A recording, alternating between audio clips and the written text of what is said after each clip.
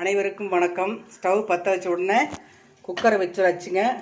குக்கரில் கடலெண்ணெய் ஊற்றிருக்கோம். பிரியாணி கொஞ்சமாக செய்ய போகிறோம். இப்போ மட்டன் இந்த எசன்ஸ் எல்லாம் மட்டனில் இறங்கணும், அதுக்காக தாளித்து விட்றோம். பட்டை, லவங்கம், சோம்பு, ஒரு ஏலக்காய் போட்டிருக்கு, 2 லவங்கம் தான் போட்டிருக்குங்க. பச்சை மிளகாய் 2-3 கட் பண்ணி போட்டிருக்கு.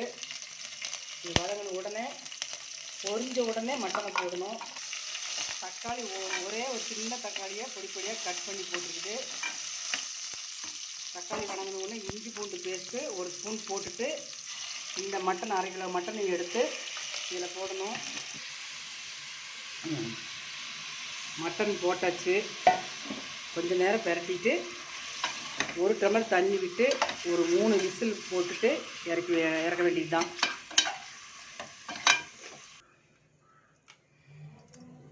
ஒரு சொம்பு தண்ணி ஊற்றிருக்குதுங்க. இந்த சொம்பில் ஒரு 3 விசில் வந்த பிற்பாடு இறக்கி வச்சுட்டு அப்புறம் மறுபடியும் பிரியாணிக்காக தாளிச்சிடணும். அரிசியெல்லாம் போட்டு தாளிக்கணும்.